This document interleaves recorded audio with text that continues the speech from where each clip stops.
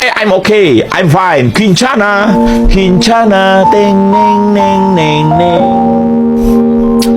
Ku menahan rasa sakit, rasa sakit. Few moments later.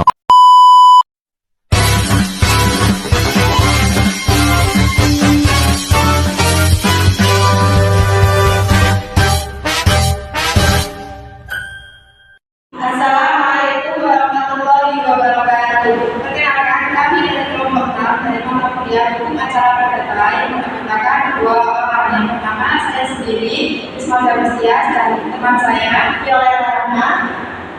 Few moments later. Nah, untuk materi yang pertama yaitu teknik penyelesaian sengketa dan usaha damai. Yang pertama yaitu penyelesaian sengketa. Penyelesaian sengketa adalah suatu penyelesaian perkara yang dilakukan antara salah satu pihak dengan pihak yang lainnya. Nah, penyelesaian sengketa ini terdiri dari dua cara. Yang pertama yaitu litigasi atau di pengadilan, dan yang kedua yaitu non-litigasi atau dilakukan di luar pengadilan. Dalam proses penyelesaian sengketa melalui litigasi ini merupakan sarana terakhir bagi para pihak yang bersengketa setelah proses penyelesaian melalui non-litigasi ini tidak membuahkan hasil.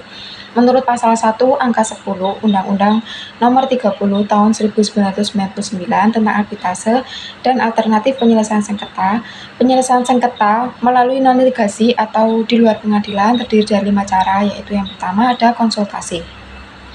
Konsultasi ini merupakan suatu tindakan yang dilakukan antara satu pihak dengan pihak yang lain yang merupakan pihak konsultan. Yang kedua yaitu negosiasi. Negosiasi adalah penyelesaian di luar pengadilan dengan tujuan untuk mencapai kesepakatan bersama atas dasar kerjasama yang lebih harmonis. Yang ketiga yaitu ada mediasi. Mediasi ini merupakan penyelesaian melalui perundingan untuk mencapai kesepakatan di antara para pihak dengan dibantu oleh mediator. Yang selanjutnya yaitu usaha damai. Konsiliasi atau usaha damai yang berasal dari bahasa Inggris conciliation yang memiliki arti perdamaian. Dari beberapa pengertian yang diberikan oleh para pakar hukum, dapat diketahui bahwa konsiliasi tidak berbeda jauh pengertiannya sebagaimana tersebut dalam pasal 1851 sampai dengan 1864 KUH Perdata, bahwa kesepakatan para pihak untuk mengakhiri sengketa di luar pengadilan, kesepakatan itu dibuat secara tertulis. Nah, berdasarkan pasal 6 ayat 7 dan 8 Undang-Undang Nomor 30 Tahun 1999, kesepakatan itu harus tertulis dan didaftarkan di pengadilan negeri dalam jangka waktu 30 hari terhitung sejak tanggal penandatanganan dan dilaksanakan dalam jangka 30 hari terhitung sejak tanggal pendaftaran di pengadilan negeri. Nah, kesepakatan tertulis itu merupakan hasil konsiliasi yang bersifat final dan mengikuti atau mengikat para pihak untuk melaksanakannya. Konsiliasi ini merupakan cara penyelesaian sengketa secara damai dengan melibatkan pihak ketiga, yaitu prosedur konsiliasinya dilaksanakan secara sukarela. Artinya, para pihak ini dapat menempuh apabila kedua belah pihak ini setuju dan pelaksanaannya itu bersifat rahasia. Namun dengan demikian, pelaksanaan tersebut tidak mengurangi hak masing-masing pihak untuk melangkah ke proses atau tata cara penyelesaiannya untuk lebih lanjut. Cara penyelesaian sengketa secara usaha damai ini dapat dilaksanakan setiap saat. Artinya, para pihak dapat mengakhirinya setiap saat juga apabila prospek penyelesaiannya itu gagal. Dan diakhiri para pihak, pemohon dapat mengajukan pembentukan panel untuk mengakhiri sengketa. Kemudian ada tahap-tahap konsiliasi yang diterapkan oleh ICC. Yang pertama yaitu setelah permohonan diterima oleh Sekretariat ICC, kepaniteraan pengadilan segera memberitahukan kepada pihak lawan tentang adanya permohonan konsiliasi tersebut. Nah, pihak tersebut diberi jangka waktu 15 hari untuk memberitahukan kepaniteraan apakah ia setuju atau menolak untuk ikut dalam konsiliasi tersebut. Few moments later. Untuk materi yang selanjutnya yaitu ada pengertian latar belakang dan dasar hukum mediasi. Yang pertama yaitu ada pengertian mediasi. Mediasi ini ya berasal dari bahasa Latin yaitu mediare yang berarti berada di tengah. Maksudnya menunjuk pada peran yang ditampilkan pihak ketiga sebagai mediator dalam menjalankan tugasnya, yaitu menengahi dan menyelesaikan sengketa antara para pihak. berada di tengah ini memiliki maksud sebagai mediator harus sebagai posisi yang netral dan tidak memihak antara salah satu pihak yang bersengketa.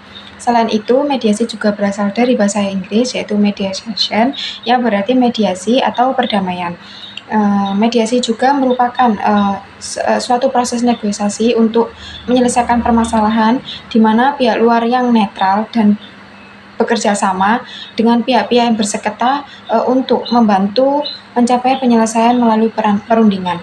Pentingnya mediasi ini diatur dan ada kaitannya dalam sistem hukum sebagaimana dijelaskan dalam Perma nomor 1 tahun 2016 menurut pasal 1 ayat 1, mediasi adalah cara atau suatu cara penyelesaian sengketa melalui perundingan untuk mencapai kesepakatan antara para pihak dengan bantuan mediator. Dan dari uraian tersebut terdapat beberapa unsur. Yang pertama yaitu mediasi adalah sebuah proses penyelesaian sebuah sengketa yang berdasarkan asas kesukarelaan melalui proses perundingan atau kesepakatan. Unsur yang kedua yaitu mediator yang terlibat harus diterima oleh para pihak yang bersengketa dalam proses perundingan. Unsur yang ketiga, mediator memiliki tugas membantu para pihak yang bersengketa untuk menyelesaikan suatu permasalahan tersebut. Nah, unsur yang terakhir yaitu tujuan dari mediasi yaitu mencari atau mencapai kesepakatan yang dapat diterima dari pihak-pihak yang bersengketa guna mengakhiri sengketa. Untuk materi yang selanjutnya akan dipaparkan oleh rekan saya Viola. Setiap saat juga apabila prospek penyelesaiannya itu gagal dan diakhiri, para pihak pemohon dapat mengajukan pembentukan panel untuk mengakhiri sengketa. Kemudian ada tahap-tahap konsiliasi yang diterapkan oleh ICC. Yang pertama yaitu setelah permohonan diterima oleh Sekretariat ICC, kepaniteraan pengadilan segera memberitahukan kepada pihak lawan tentang adanya permohonan konsiliasi tersebut. Nah, pihak tersebut diberi jangka waktu 15 hari untuk memberitahukan kepaniteraan apakah ia setuju atau menolak untuk ikut dalam konsiliasi tersebut.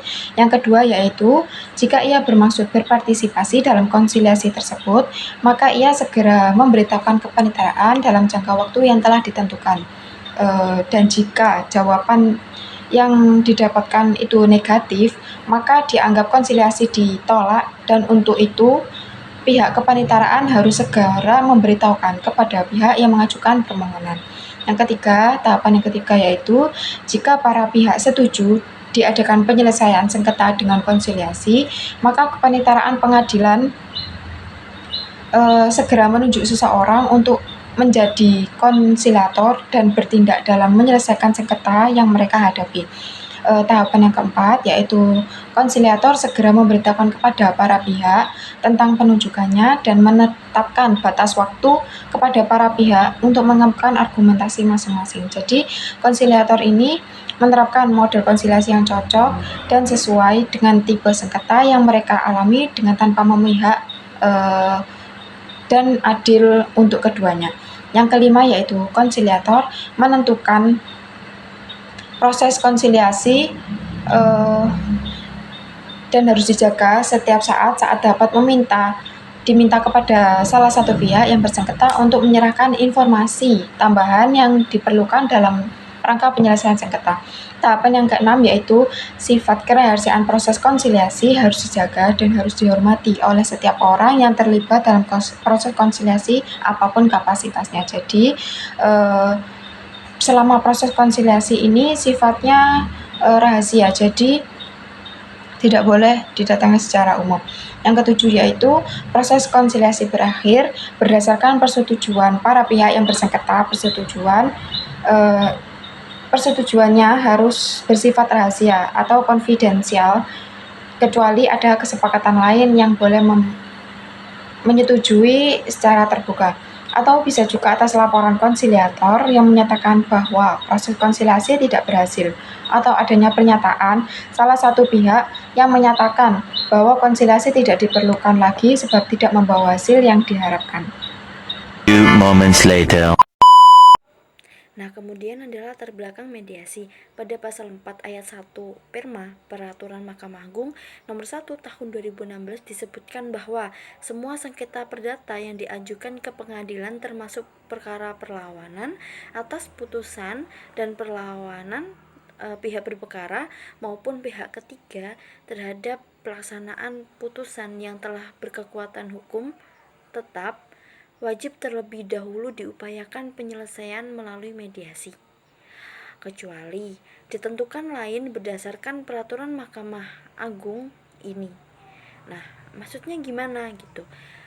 Segala perkara perdata yang masuk dan terdaftar di dalam pengadilan sebelum adanya putusan yang berkekuatan hukum harus melalui mediasi terlebih dahulu, termasuk perkara perceraian. Nah, kemudian dasar hukum mediasi. Adapun landasan formil mengenai integrasi mediasi dalam sistem peradilan antara lain yang pertama yaitu SEMA nomor 1 tahun 2002. Dalam SEMA nomor 1 tahun 2002 ini diberikan petunjuk kepada hakim pengadilan tingkat pertama untuk lebih mengoptimalisasikan penyelesaian sengketa dengan cara menerapkan lembaga perdamaian Kemudian ada Perma nomor 2 tahun 2003. Pada pasal 17 Perma ini menegaskan bahwa dengan berlakunya peraturan Mahkamah Agung, Surat Edaran Mahkamah Agung atau nama lainnya SEMA nomor 1 tahun 2002 tentang pemberdayaan pengadilan tingkat pertama menerapkan lembaga damai. Kemudian Perma nomor 1 tahun 2008. Beberapa perubahan dalam Perma nomor 1 tahun 2008 yaitu 1 tentang batas waktu pelaksanaan mediasi, tentang ancaman atau nama lainnya batal demi hukum. Kemudian terhadap persidangan tanpa menempuh mediasi terlebih dahulu. Terus ada tentang pengecualian perkara yang dapat dimediasi, tentang kemungkinan hakim yang memeriksa perkara menjadi mediator. Kemudian tentang perdamaian pada tingkat upaya hukum. Kemudian ada tingkat kesepakatan di luar pengadilan. Dan yang terakhir ada tentang pedoman perilaku mediator, honorium, dan insentif. Few moments later. Baik, kemudian ada ketentuan umum, tahapan, dan laporan mediasi berdasarkan Perma tentang mediasi. Yang pertama adalah ketentuan umum. Ketentuan umum mediasi mengacu pada peraturan Mahkamah Agung tentang prosedur mediasi di pengadilan. Mediasi sendiri adalah cara penyelesaian sengketa melalui proses perundingan untuk memperoleh kesepakatan para pihak dengan dibantu oleh mediator. Jenis perkara yang wajib menempuh mediasi termasuk semua sengketa perdata yang diajukan ke pengadilan, kecuali yang ditentukan lain berdasarkan peraturan Mahkamah Agung. Setiap hakim, mediator, para pihak dan atau kuasa hukum wajib mengikuti prosedur penyelesaian sengketa melalui mediasi.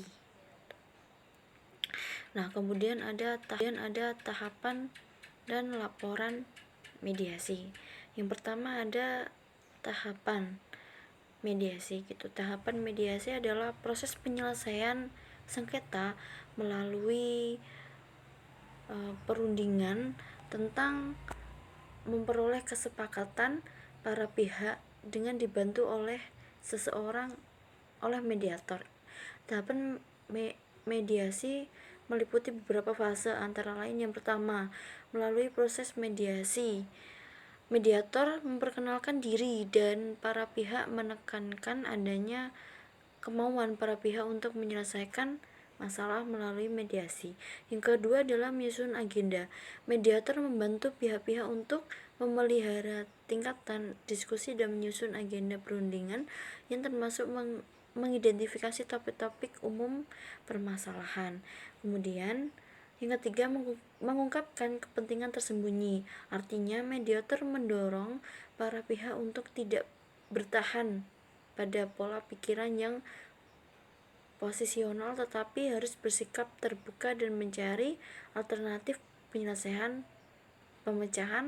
masalah secara bersama. Kemudian yang keempat yaitu menganalisa pemilihan penyelesaian sengketa. Mediator membantu para pihak menentukan untung atau ruginya jika menerima atau menolak suatu pemecahan masalah tersebut. Yang kelima, proses tawar-menawar, yaitu proses akhir para pihak telah melihat titik temu kepentingan mereka dan bersedia memberikan konsensi satu sama lainnya. Kemudian yang keenam, mencapai kesepakatan formal, dan yang ketujuh adalah prosedur mediasi. Untuk mencapai tahapan mediasi, Sekian dari kelompok kami, ada kurang dan lebihnya kami mohon maaf yang sebesar-besarnya.